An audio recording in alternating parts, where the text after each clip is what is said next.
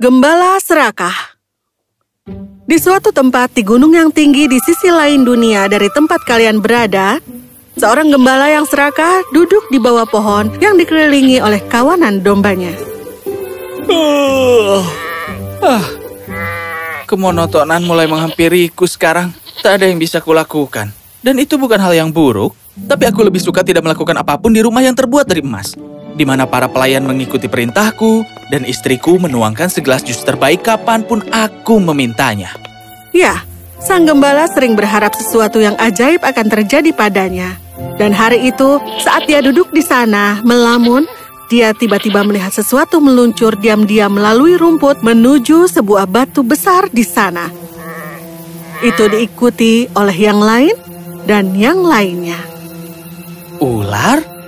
Ya, mereka adalah ular bertanda halus dengan sisik berkilau warna-warni dan masing-masing memiliki akar aneh di mulutnya. Yang dengannya ia menyentuh batu sampai tiba-tiba batu besar itu runtuh, menunjukkan jalan yang panjang di dalam tanah di mana ular itu meluncur satu persatu. Ya ampun, aku lebih baik mencari apa yang sedang terjadi. Seorang pria jarang melihat pemandangan yang begitu agung dalam hidupnya.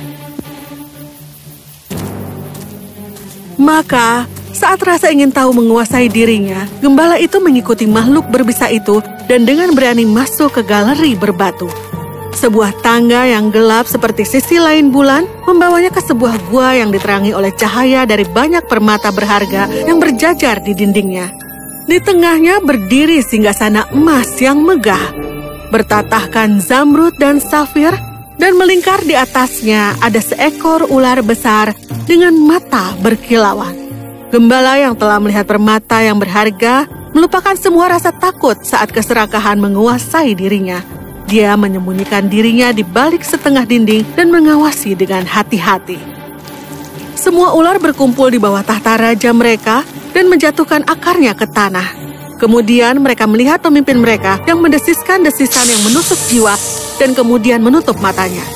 Begitu dia melakukan itu, semua ular langsung tertidur.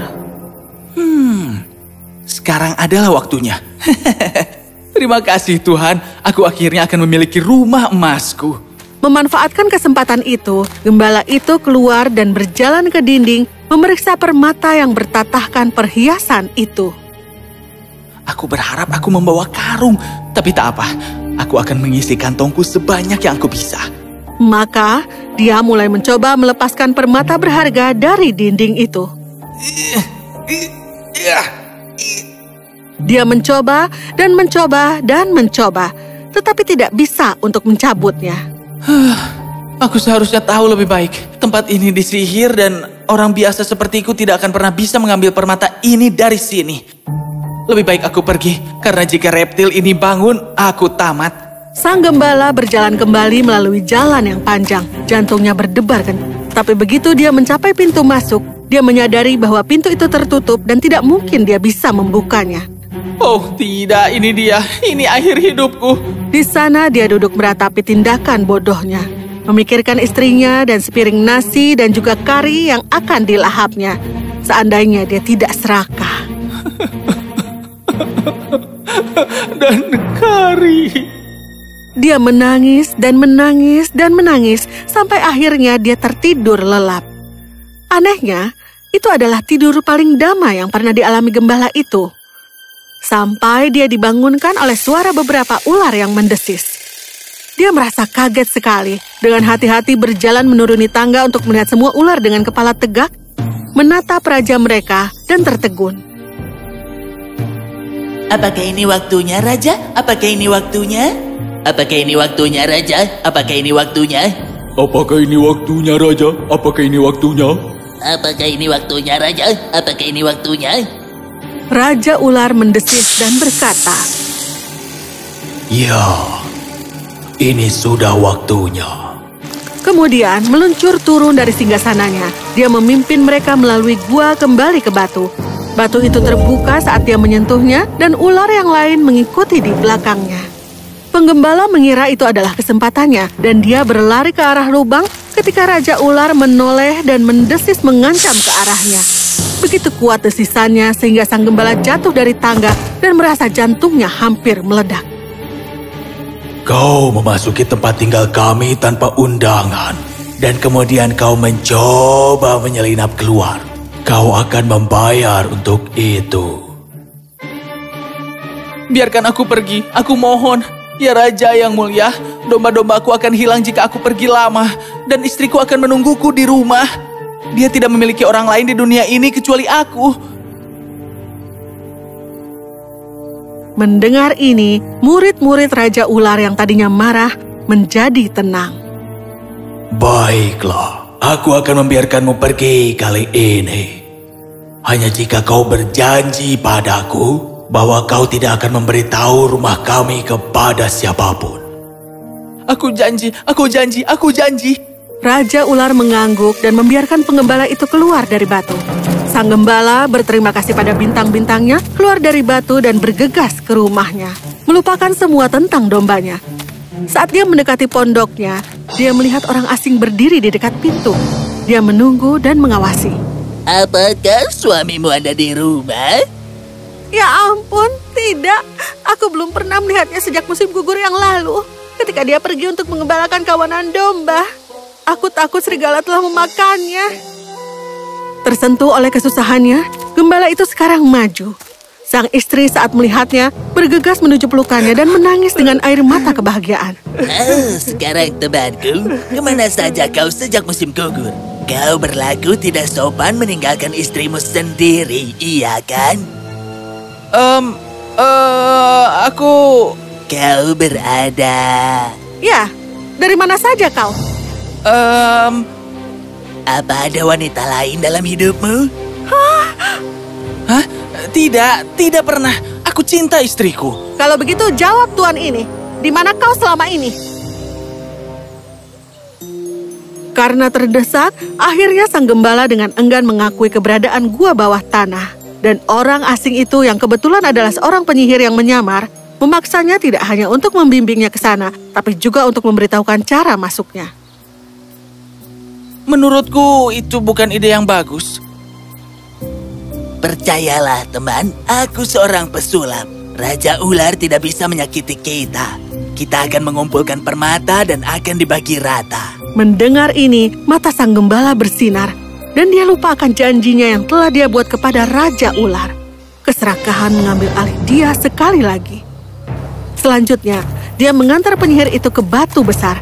Sebuah akar yang telah dibuang ular tergeletak di kaki mereka, dan saat menyentuh batu dengan ini, pintu itu segera terbuka dan membiarkan mereka lewat. Di dalam gua yang anehnya sekarang kosong, penyihir itu perlahan mulai mengetuk permata itu dengan tongkatnya, dan satu demi satu permata mulai jatuh dari dinding dan masuk ke dalam tasnya. Hehehe, kita akan segera menjadi orang terkaya di seluruh dunia. Tapi saat itu, mereka merasakan nafas makhluk di belakang mereka. Rasa dingin menjalar di punggung sang gembala dan keduanya berbalik perlahan. Itu adalah Raja Ular yang sekarang terlihat lebih besar dari sebelumnya. Dan kemarahannya begitu besar sehingga pengembala mengira akhir hidupnya telah tiba. Jangan takut temanku. Hah? Desisan Raja Ular sekarang berubah menjadi geraman. Dia perlahan mulai berubah menjadi naga hijau. Tidak! Pengembala melarikan diri, tetapi gua itu kecil dan sempit. Kau mengkhianati aku. Dengan serangan yang kuat, gembala itu terlempar ke udara. Tapi untung baginya, dia mendarat di punggung naga dan berpegangan pada tanduknya. Naga itu sekarang menjadi lebih marah, membuat raungan keras dan melompat ke udara, lalu terbang keluar dari gua. Naga itu terbang semakin tinggi dan tinggi sampai pengembala itu menjadi pusing dan kehabisan nafas. Matanya terpejam, tapi di langit biru di atasnya dia bisa mendengar nada jelas yang manis dari burung yang membumbung tinggi. Ya Tuhan, aku telah belajar pelajaranku. Aku mohon maaf atas apa yang telah aku lakukan. Pada saat itu, burung itu terbang di samping naga itu. Apa kau sungguh-sungguh menyesal? Atau apakah kau akan melakukannya lagi kalau kau dimaafkan kali ini? apa yang bisa kukatakan, tetapi aku telah belajar dengan cara yang paling sulit. Dan cara tersulit berikutnya. Kita akan lihat. Mengatakan itu, burung itu terbang ke leher naga dan mematuknya sekali. Naga itu segera berubah menjadi ular, dan kemudian gravitasi melakukan tugasnya.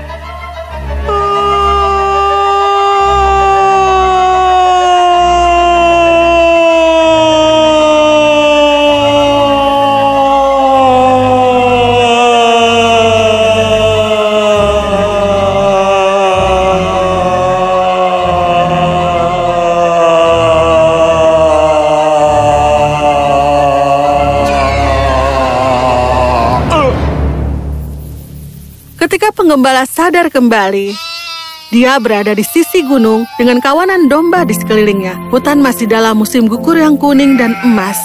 Dan di kejauhan dia bisa melihat istrinya memanggilnya dari pintu pondoknya. Aku pasti bermimpi. Wow, mimpi yang aneh sekali. Aku kira terkadang mimpi mengajarimu lebih dari kehidupan itu sendiri. Mulai sekarang, aku akan berhenti melamun dan bekerja lebih keras. Dan dengan itu dia pulang ke istrinya. Dari balik pohon, Raja Ular muncul dan tersenyum ketika dia melihat gembala itu pergi. Kemudian berubah menjadi burung dan terbang. Mungkin mencari orang lain yang membutuhkan intervensi dalam mimpi mereka.